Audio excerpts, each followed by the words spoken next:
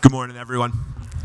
My name is Jay Weiner. I'm with the law firm Rosette LLP, and I'm the water lawyer for the Fort Yuma-Kitzon Indian Tribe. I'm really excited for this panel this morning. We've got a lot of smart people and not a whole lot of time. So with no further ado, I'm going to hand this right off to Jason Hauter. Welcome. Thank you, Jay. Good morning, everyone. I know many of you, but many of you I don't know. I'm Jason Hauter. I'm an attorney for the Gila River Indian community. I'm a member of the Gila River Indian community before doing water.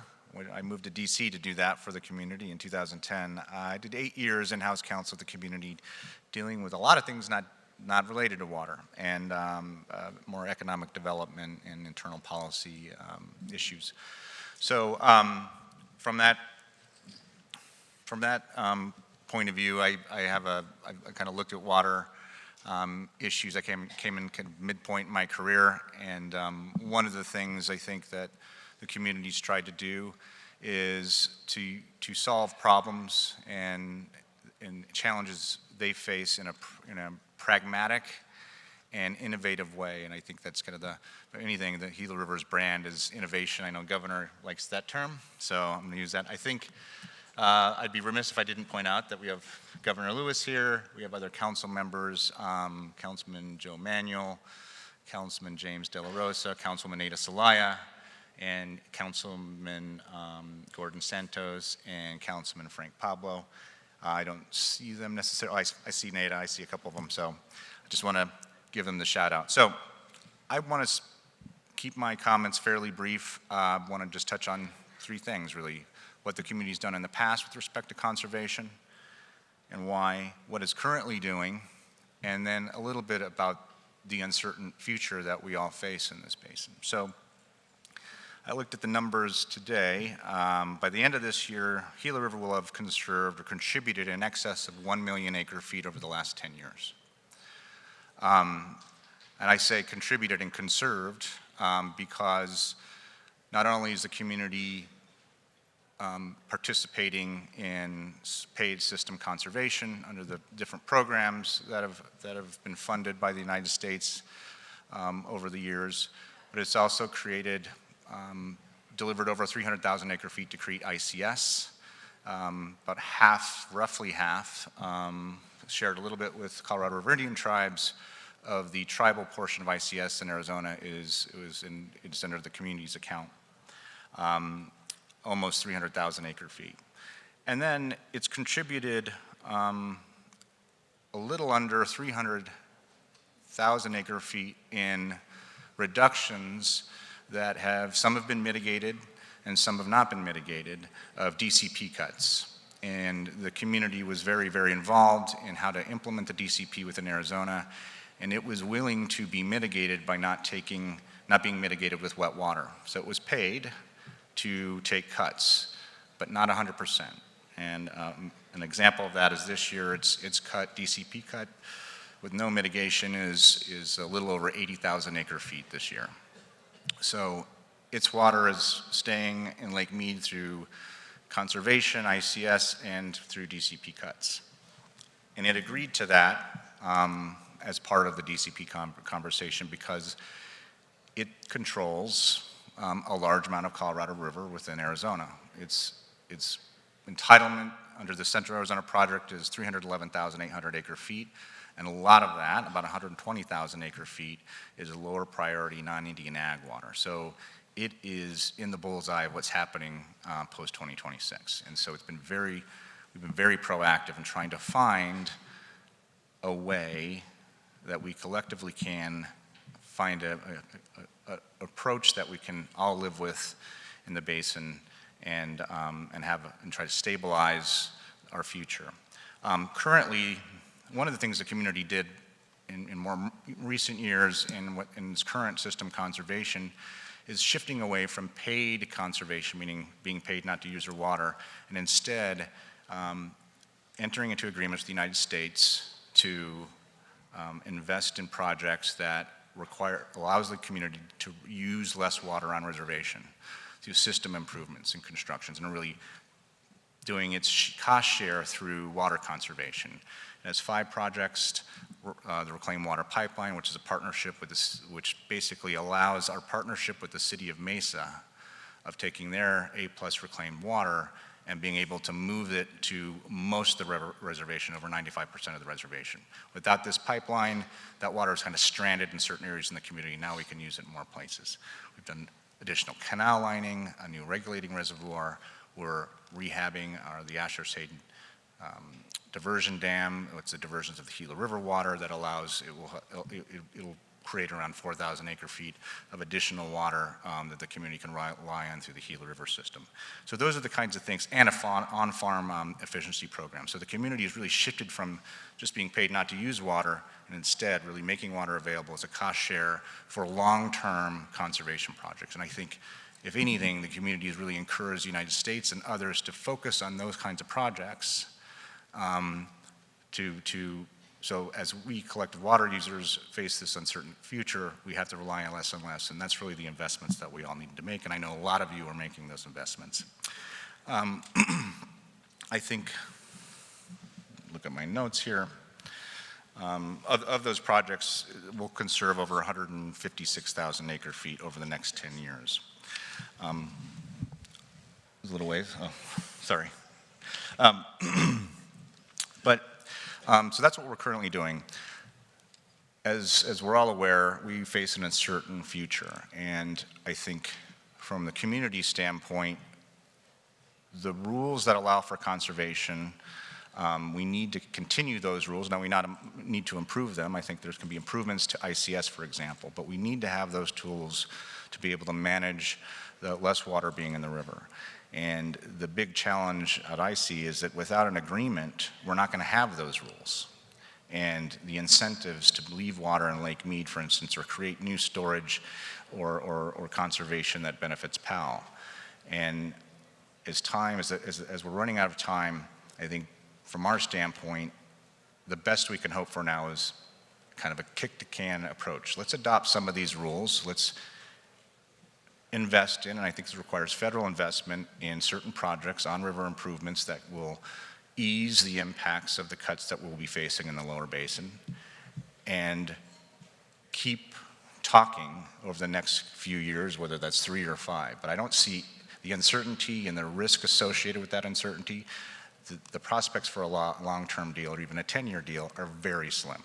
So a shorter-term deal, it means we're going to have to continue to talk, but it would also mean that we would start using these tools in more creative ways, in beneficial ways, and improve on what we've already done, because we're going to need those tools to be able to really manage the challenges we all face. So I'll leave you with that. Thank you very much.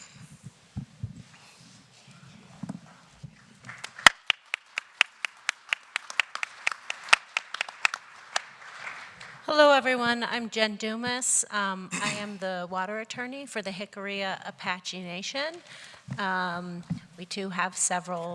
We have most of our water commission here. We've got our water administration. We've got several legislative council members, and also the vice president who delivered the opening prayer yesterday.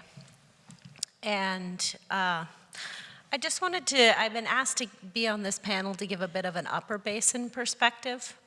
As tribes in the Upper Basin, there's 6 tribes in the Upper Basin. It's not the kind of area that there's a whole lot of farming going on necessarily. Some tribes do have farming, but some tribes don't have farming. And for instance, my client, the land is just not conducive to that. And so some of the water settlements in the Upper Basin, while they have water delivered to tribes, it may not have ever been used on the ground. It may be still stored or made available for the tribe's use, but not actively being used. And so the situation that we have in the Upper Basin is we have a fair number of tribes with large quantities of water that's unused or undeveloped or uncompensated for one reason or another. And there's a variety of reasons that go into that. And I'll just share with you the CRWUA Apache Nation's very short story.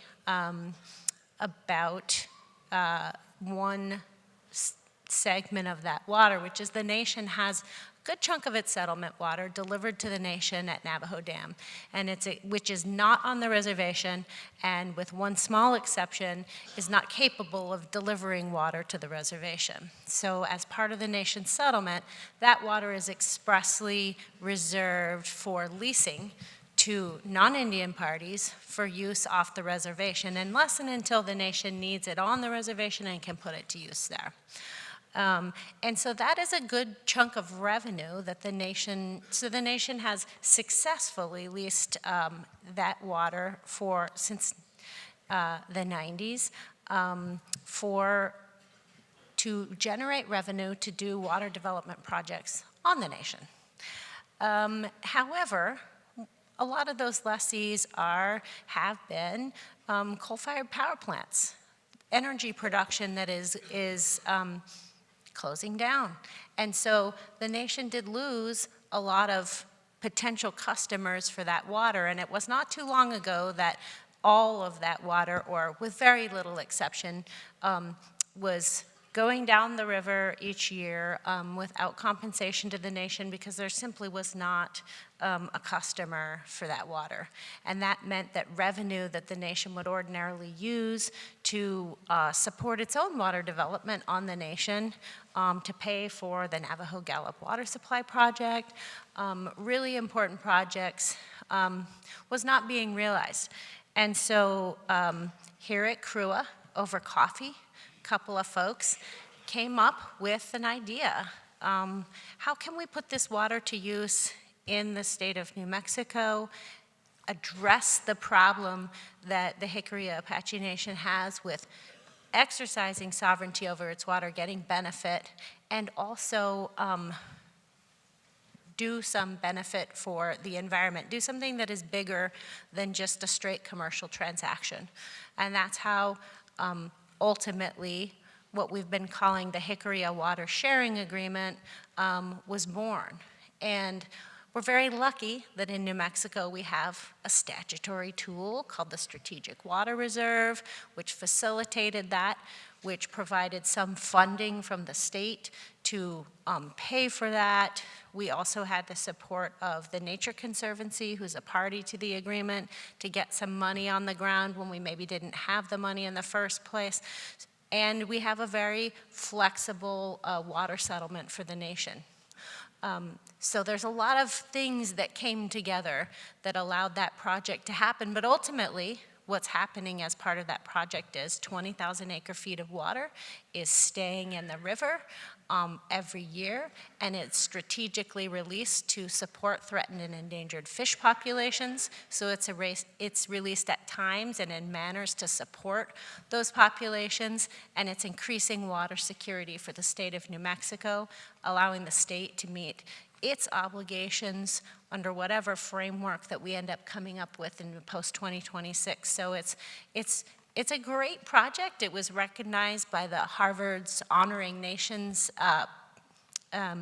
program. It received high honors just here in November, one of only 3 projects in the country to get that recognition. It's a great project, and I'm mentioning it to say, a lot of people have said, well, this is a way you could do it. This is a way that works. And yes, it does, and it's great, and we should celebrate it, but it's not something that always can be replicated. Not everyone has a strategic water reserve. Not every tribe has a settlement that allows for these sorts of things. Every tribal settlement in the Upper Basin is different. The geography of where the water is delivered is different. And the state laws that govern that water are different.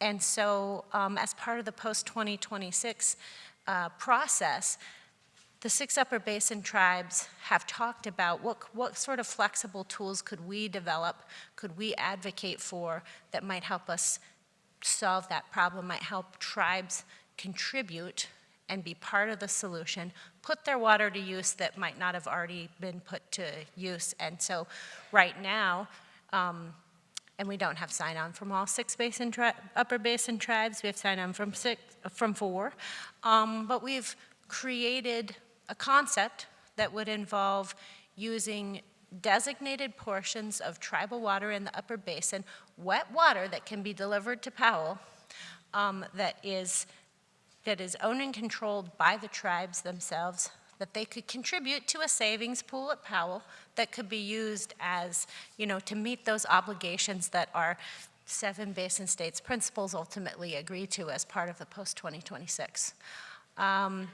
So we're hoping to see that as a flexible tool in the upper basin to expand tribes' ability to be part of the solution, in addition to and similar to what CRWUA Apache Nation is doing with the state of New Mexico.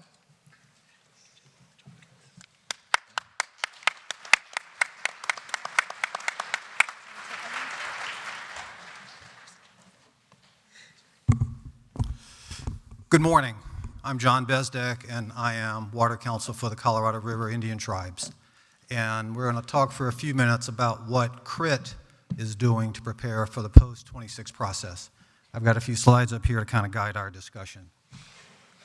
So, just last Friday, Tribal Council approved for the very first time a water code for CRIT. You might say, why is this important? Well, I think most of you know that 3 years ago, come January, CRIT received an authorization from Congress to be able to market our water off-reservation. One of the commitments that leadership made to tribal membership, however, was that we would not take any actions until we had a water code. The water code had been in progress for probably 2.5 to 3 years. It is a major accomplishment by Tribal Council. It is one of the things that we need to do to be ready to engage in the post-26 conversation. It is comprehensive. It addresses all water use on the reservation. It establishes a Department of Water Resources, and it establishes a framework, which I think is important to many of you, for CRIT receiving and evaluating proposals for the potential off-reservation use of CRIT's Colorado River water. So this is a very, very big accomplishment. It is a necessary step that CRIT leadership needed to take in order to be ready to engage in the post-26 process. Another important issue that CRIT leadership has just recently taken, and again, this is building towards being able to engage in post-26. Many of you may have seen this in the press, but CRIT Tribal Council recently declared that the Colorado River is a living entity, and under CRIT law, it has always been and will always be a living entity, and that there is a sacred, thank you.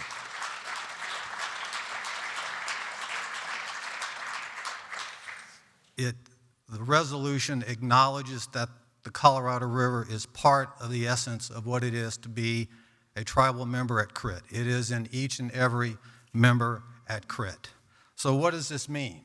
Well, let me read you this. The tribal resolution, I think, says it best. There is no greater expression of sovereignty than protecting, stewarding, and securing for future generations what our ancestors have handed down to us. This is really at the core of what Tribal Council has done. So what does this mean in terms of how does this affect Tribal Council? How does this affect CRIT? How does it affect all of you? Well, first and foremost, again, building up into the post-26 process, what this does is this empowers this Tribal Council and future tribal councils as part of any potential arrangement for the use of Colorado River water off the reservation to include elements that protect the river on reservation. These elements could include habitat restoration projects, in-stream flows, restoration, even dedicating flows for the Delta. We've left it open so we can evaluate it based on the potential proposals that come in, but fundamentally, what it does is it empowers CRIT's leadership to take care of the river in this post-26 process that has taken care of them since the beginning of time. In the course of the conversations about personhood, I've had a lot of people reach out to me and fundamentally ask me, you know, this is cute, John, but is this real? Does this have teeth? And what I would tell all of you is number one, it does have teeth because, again, if you want to do business with CRIT and you want to talk about the use of CRIT's first priority water off reservation, you're going to have to also talk to us about what are we going to do to make sure that the river is going to be there for a very long time. But secondly, I think in the midst of the discussion that we're all having here at this conference, that you all have every day, about drought, about a changing climate, about just things fundamentally being different. And in the course of that, much of this discussion is taken up by discussions over how much can we take from the river? How much can we send here? How much can we send there? Very few discussions are being had about how do we take care of the resource that serves all of us? How are we going to make sure that 100 years from now, 1,000 years from now, that future members of CRIT and other tribal nations and all of you have access to a living river? And so it's a reflection of values, is what I would say. And as you are wanting to engage with CRIT, what Tribal Council has done here is they are expressing where their values are. And their values are that this is a resource that we must protect, and that to the extent they can do it, they will protect it. So that really is at the essence of what's going on. And so I would say, just finishing up on this point, that it is a sacred obligation to CRIT to protect the river. And one last point to that is, don't confuse water with the river. Water is one thing, the river, and it's the river that CRIT Tribal Council is protecting, the lifeblood of the river itself. Water is one part of a river. It is not all of a river. So, one last thing to quickly touch on. I know we're running out of time. Again, this is all gearing up towards being able to engage in post-26. I think many of you know that the irrigation project at CRIT is the oldest in the BIA system. I think many of you probably also know it is probably the most inefficient in the BIA system. After decades of underfunding, the efficiency runs in the mid-50 percentile, as you see here. I have to give a shout out to the Bureau of Reclamation. They have provided funding to Tribal Council to undertake a comprehensive evaluation of the irrigation project and what it will take to bring it up to 21st century standards. And so it is very appreciative. I think once we have that information, CRIT will be able to further determine how to manage its water resources and how to potentially make water available for off-reservation use as part of the post-26 process. Finally, one of the issues we know about for sure on the irrigation project is we are unable to capture system spills. And so Reclamation, again, I have to give a shout out to Reclamation. They have provided the resources for us to do a final design study on a small reservoir to capture system spills. But what's most exciting is we're partnering with Audubon to design this reservoir in a way that provides multiple benefits, not just in capturing spills, but we're going to build a wetlands associated with the re-reg reservoir that provides substantial benefits for birds, fish, and wildlife. So it really is a true win-win situation for us. So these are just a handful of the things that we're doing at CRIT to gear up for the post-26 process. Thank you very much.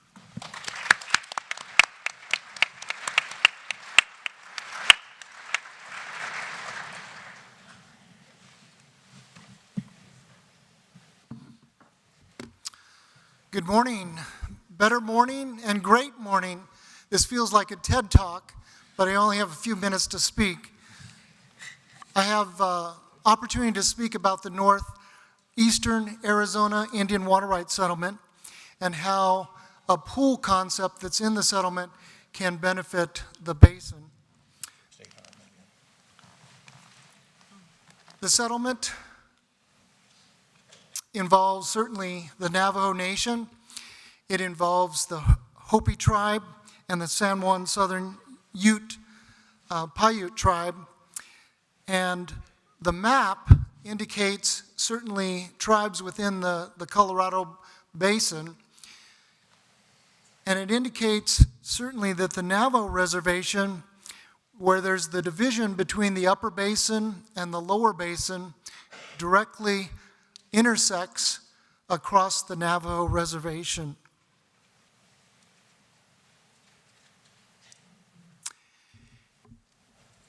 In the 22 Compact, in the 1948 Upper Basin States Agreement, there's a portion, 50,000 acre feet, that is allocated for that northeastern corner of Arizona.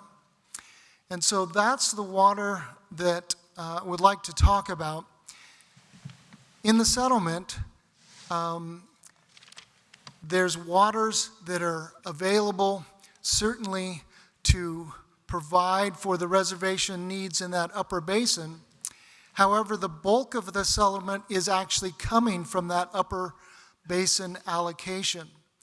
And so when we introduced the legislation in the prior administration, we had a hearing. And in this legislation, there's a provision in the settlement that allowed for leasing of that upper basin water to the lower basin. In the testimony provided by some of the upper basin states, they had a concern about leasing upper basin water to the lower basin.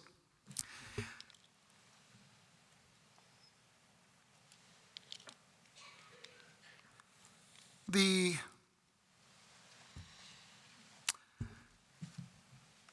concern that we try to mitigate in the reintroduction in this Congress is it allows for creation of a pool. And so the pool comes from the concept of a resolution that occurred back in 1969. The Bureau of Reclamation approached the nation and asked the tribe to not assert water claims to that upper basin for 50 years and allow 34,100 acre feet to be available for a powered plant, and that became the Navajo Generation Station. And so I have kind of just a resolution that shows the 2 pages for the resolution that made that proposal. Well, that ended in 2020. The power plant owners were APS, Department, LA Water and Power, Nevada Power, Tucson Electric, Salt River Project, and certainly the Bureau's 24% interest certainly was allowed to be used for NGS for the lifting of that water for Central Arizona Canal Project to bring water to Phoenix and Tucson.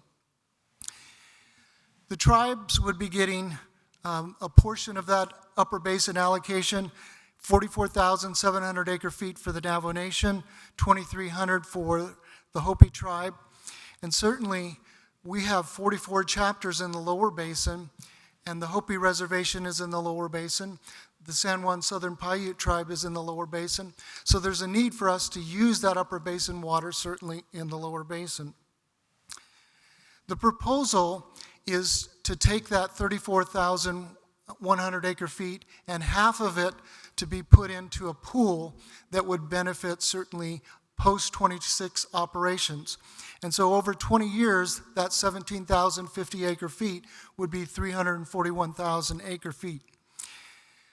To be able to lease the other 17,050 acre feet in the lower basin for the tribes to earn operation and maintenance funds and to generate the capital to make sure that we build out the infrastructure for our tribes.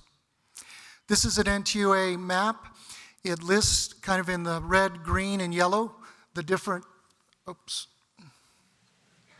sorry. I'm going to go to that map. In the NTUA map, it has some dots. All those dots are homes without running water. The blue, green, and yellow is kind of infrastructure envisioned to be able to bring water across the reservation to the various communities. So in green and yellow is in the settlement. These would be infrastructure projects that would benefit the tribe for the settlement.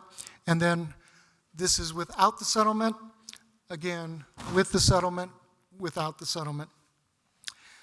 I appreciate the opportunity to speak to you about how this Nawarsa pool will benefit certainly the post-26 operations by that pool contribution, and certainly how it can benefit the tribes. Thank you.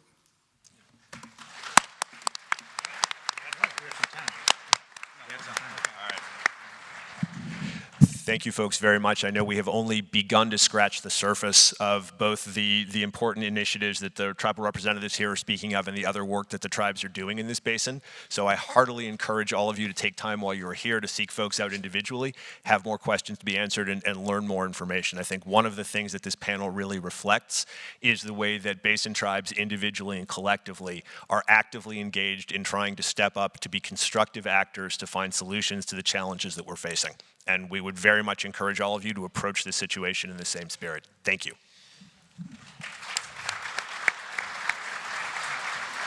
we out of time? Yeah. Right on time? He said we have 5 more minutes if we wanted it. I thought we had another budget. Okay. I mean, I tried to do it. Hey, Tony, how's it going? Fine, I'm glad you recognized me. We're going to go directly into our next panel, so please keep your seats, and if I could ask the U.S.-Mexico panelists to please come up to the dais.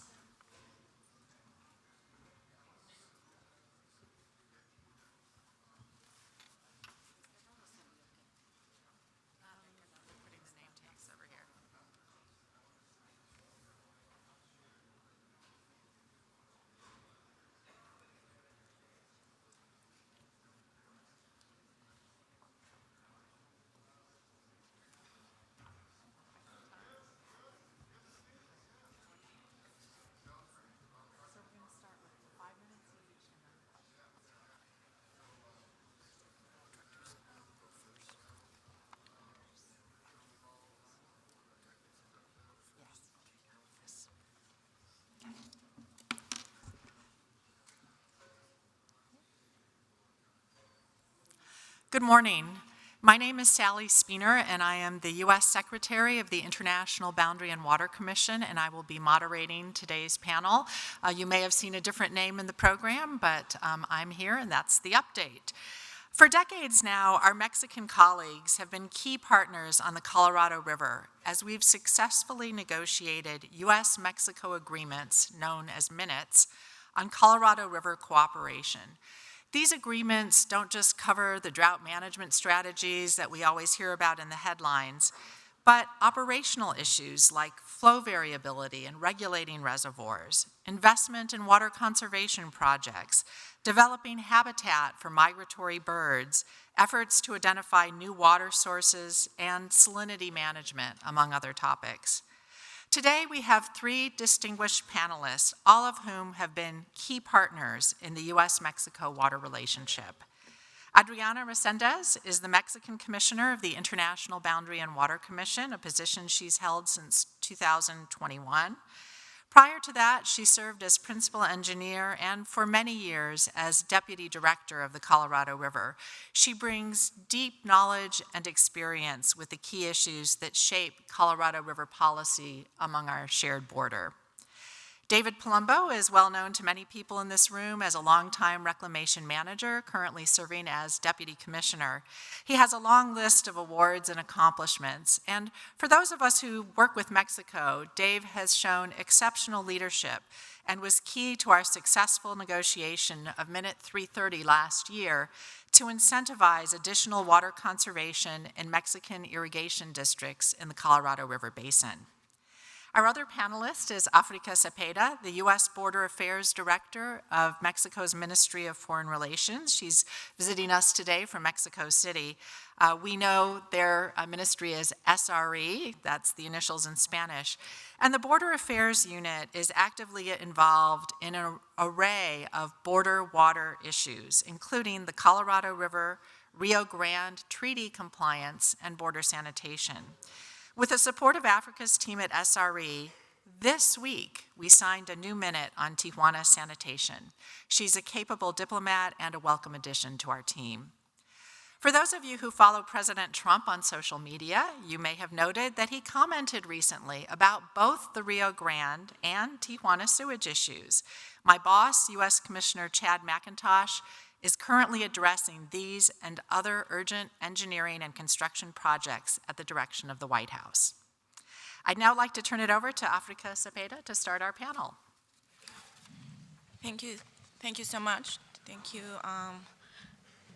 Deputy Commissioner David Palumbo, Commissioner Adriana, thank you for the invitation. It is a pleasure to share this panel with colleagues who bring strong technical and regulatory perspectives.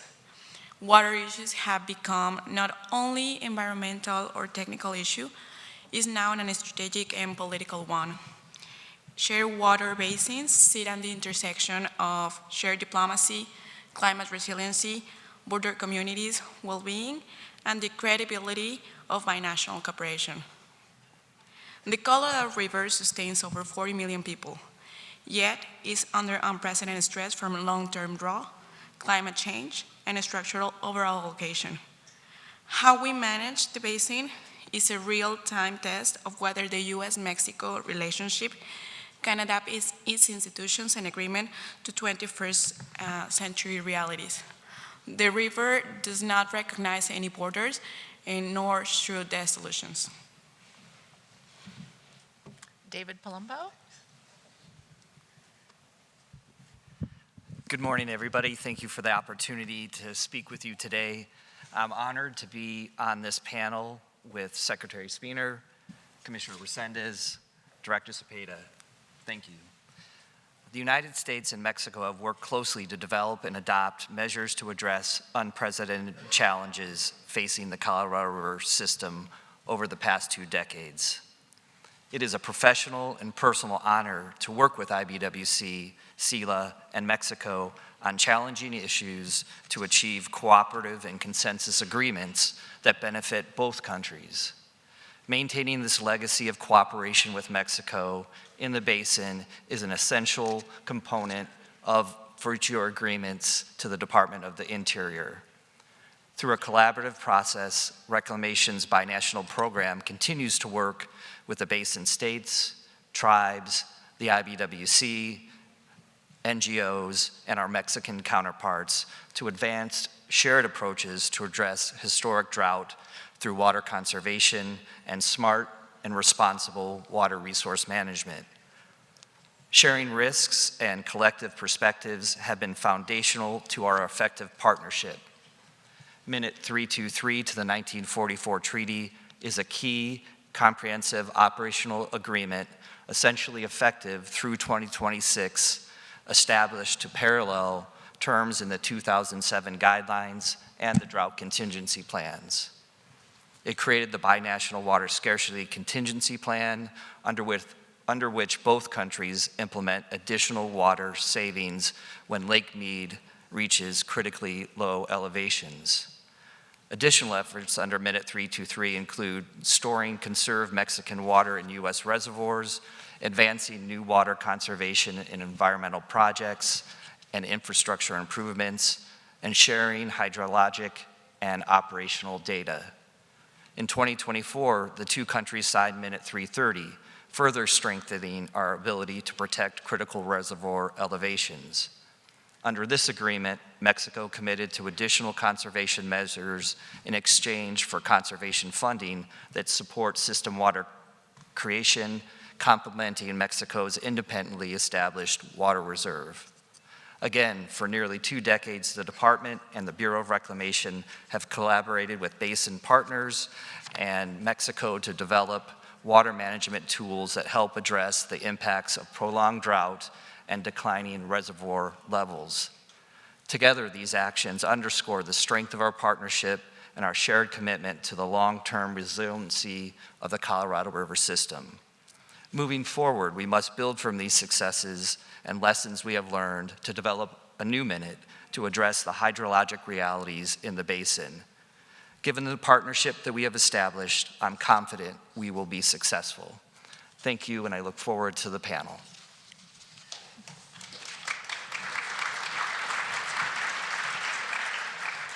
Commissioner Resendez. First of all, thank you for the invitation. Thank you for allowing Mexico to participate in this conference of the Colorado River, because we share a basin, we share a treaty, we share all the weather conditions in the basin, so we need to share a solution, so we need to share the opportunities, we need to share everything in the Colorado River. And thank you for the invitation. I'm happy to be here with the Director Africa. Thank you for being with me. And I'm happy to be here with the Commissioner, Deputy Commissioner David Palumbo, and of course with Sally Spener, the Secretary Sally Spener of the IBWC. Thank you for being with me in this panel. As you know, in 2007, we began a process of cooperation of the Colorado River. We start in that year with one goal, one common goal between two countries, protecting the storage of the levels and protecting all the people in the basin of the shortage conditions. And we wanted to attend the potential reductions because of the shortage of the conditions existing on that day. Those conditions remaining today. So we need to face it. We need to face it in a cooperation way. We need to face it together, and that is the way that we want to continue working with you. Thank you.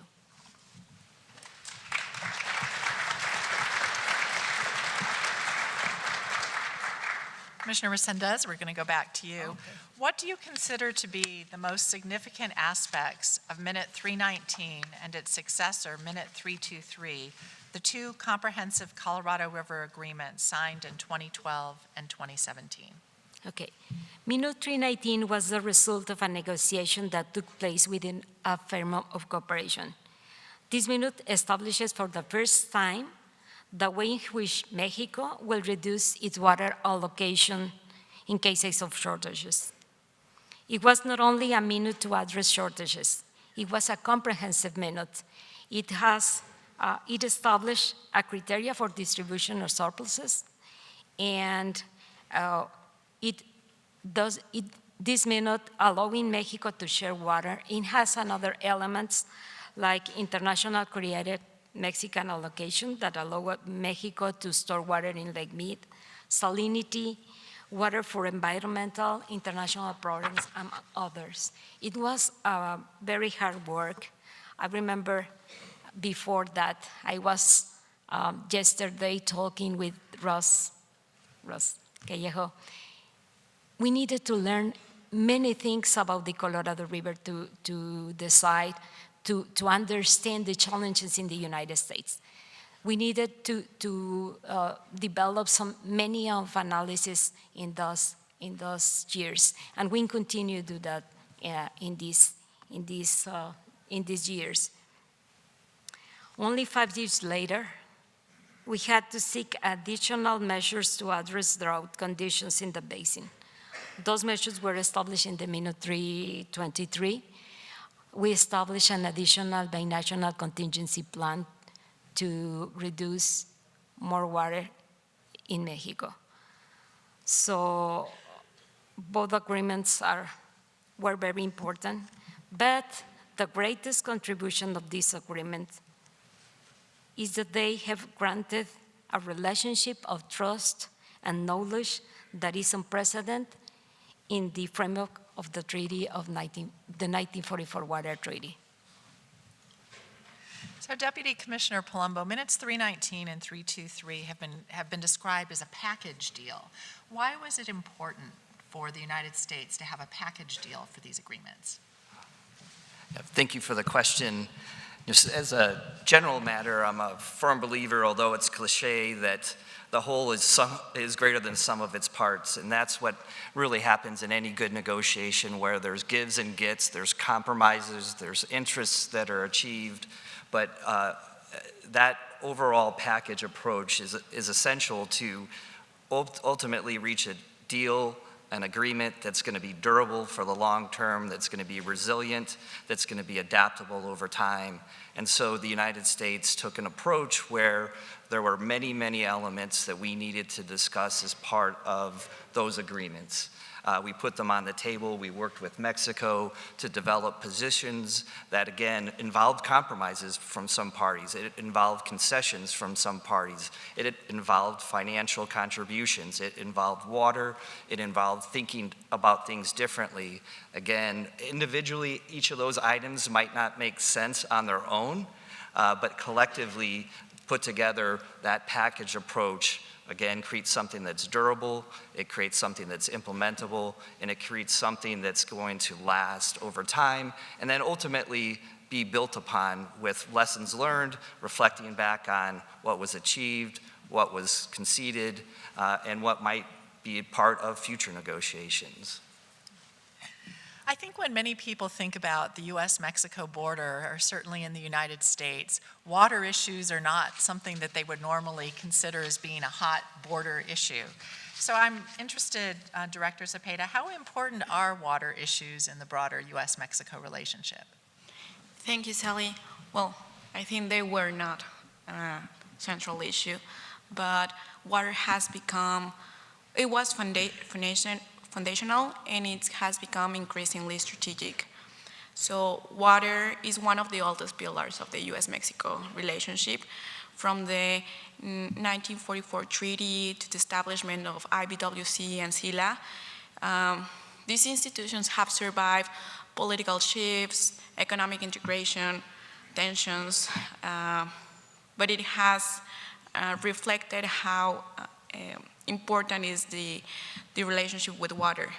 And right now, water is moving from background diplomacy to the center stage.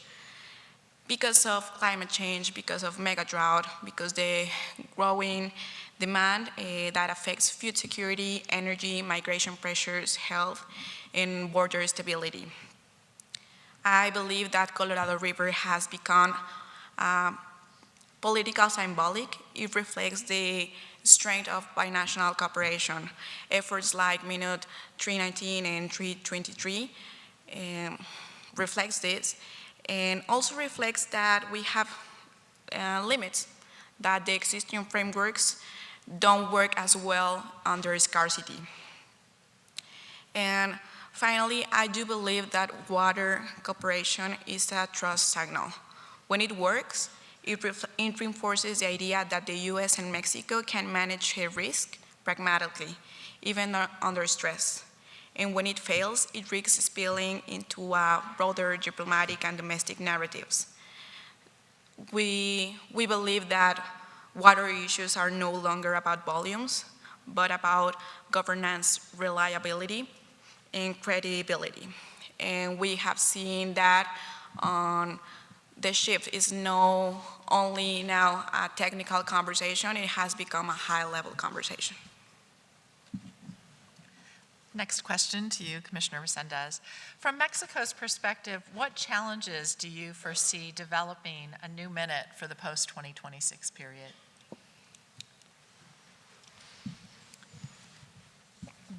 Drought conditions are increasing very rapidly. Today, we are facing those adverse conditions that we may never have imagined, or at least we didn't not think we will reach them quickly. The challenge we face is enormous. This situation forces us to strengthen our cooperation schemes in order to seek to improve conditions in the basin. December 31, 2026 is a deadline of the agreements between Mexico and the United States. And we need to do something with that day, because we need, I don't know, maybe we need more time, maybe not, we don't know yet. So I think this deadline scares me, because it's too soon for Mexico. All the agreements that we made before, we needed more time. We needed like 5 years or many, many years and more time. And this deadline is very soon, I hope, and I trust with all the people who work together to attend this particular challenge that we have. We cannot allow this situation to affect or alter the negotiation process for operating the basis from 2027 onwards. This basin has generated a great deal of knowledge and sufficient trust to maintain a spirit of cooperation, which should allow us to achieve common objectives in an equitable and consensual manner. But I would like to reiterate the commitment of Mexico to work with you, with federals, with the states, and finding a solution on this particular problematic that we have, that we share together, and we have for benefit of all users in both countries. We need to do it, and I know we will find a common solution to attend and to well, I think that's it for this particular question, because I think everybody in this room is scared about deadlines right now. So I think that's something that people in both countries share at the moment. But I'll turn to you, Deputy Commissioner Palumbo. From the U.S. perspective, what challenges do you foresee in developing a post-2026 minute? Thank you for the question. I think Commissioner Rosette captured it perfectly. As we heard earlier from Assistant Secretary Travnik, from Commissioner Cameron, and from Carly Jurla, the state of the system is rather dire. The drought has continued, it's been persistent, it's been severe, and we're starting a process for a new minute in much worse conditions that we've started past negotiations. The tools that we're going to need to hone as part of the new minute, the package deal that I referenced earlier with components of shortage, components of storage, components for the environment, components that address salinity, components that address a number of other very important matters binationally and bilaterally, are going to be more difficult because of the initial conditions in which we're starting those negotiations. But I trust with the partnership that we've developed, with that collaborative spirit, with that gives and the gets that we know are part of any good consensus agreement, moving off of positions that Assistant Secretary Travnik talked about with respect to stakes in the ground. We've demonstrated that with Mexico, that we're able to work through those issues to reach a compromise, but it's going to be difficult given the situation that we're faced with from a hydrologic perspective. Again, I'm confident we'll get there. Director Cepeda, what are some of the biggest water challenges facing northern Mexico? Thank you, Sally. I think they are close to being the same challenges that the U.S. facing, but I see three main challenges. The first will be structural scarcity amplified by climate change. We now have longer and deeper droughts, reduced flows, declining reservoir levels, and high evaporation level that have become now structural. It's not something that eventually happens. And this puts a lot of pressure in cities like Mexicali, Tijuana, and also in the agriculture in the Mexicali Valley. That will be the first one. The second one is the legacy allocation frameworks under modern stress. So we are always hearing that we have infrastructure and institutions from the 20th century facing problems of the 21st century. The basin was allocated based on a 20th century hydrology that no longer reflects the reality of the basin. And Mexico has adapted through cooperation and flexibility, but there are physical limits to what can be delivered or conserved without new investments and rules. And this creates political sensitivity domestically, especially when water security competes with agricultural livelihoods and urban growth. And the third challenge will be governance and equity challenges. Northern Mexico faces aging infrastructure, limited storage and resiliency capacity, and communities highly vulnerable to shortages. Solutions require shared responsibility, including financing, data transparency, and joint planning. I believe that the challenge is not the willingness to cooperate, but how to fairly manage scarcity while protecting communities and ecosystems on both sides of the border. So I want to give our panelists an opportunity to make any final remarks that they would like to share with us. Commissioner Rosette? Yes, thank you, Sally. First, I would like to say that I'm confident that we will have a binational agreement in the near future. I'm confident of that. We trust each other. We share knowledge. We share information. And thank you very much to the federals for that kind of information that you share with us. But finally, I would like to say that many people in both countries depend on the Colorado River Basin. Through joint efforts and a spirit of cooperation and our technical capabilities, we will be able to overcome this situation, which are currently perceived like an adverse and a challenges. And I think that's the all remarks that I would like to say with you. And thank you again to the Bureau of Reclamation for those trust and that cooperation, and thank you, of course, with with IBWC, because we have the same goal to attend this challenge in the basin, in the Colorado River Basin. Thank you. As I said in my opening remarks, it's been an honor from a personal perspective as well as a professional perspective to work with Mexico, and I just wanted to underscore that at the end. I've never negotiated with such a more professional group of water managers that are relying on best science, sound practices, and negotiating in good faith. We've had many hard conversations over the years, but we've stayed at the table, worked them out, and come up with compromise agreements. I'm confident, again, that we'll get there, as Commissioner Rosette said, with an agreement that parallels what we do in the post-26 operations domestically. Again, it will be vitally important to have that agreement, and I'm confident we'll get there. Thank you. Thank you. The Colorado River teaches us a larger lesson. Scarcity does not automatically lead to conflict, but it does demand political courage and institutional adaptation.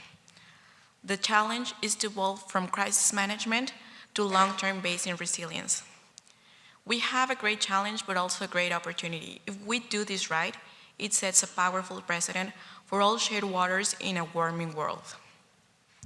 The challenge for Mexico, again, is not the commitment, but the hydrology reality. Thank you so much. In closing, I'd like to go back to some of the themes that Commissioner Cameron talked about in his remarks earlier, because I think they echo themes that we've talked about in the U.S.-Mexico relationship over and over again. And it's the notion that certainty about what the plan is always better than uncertainty.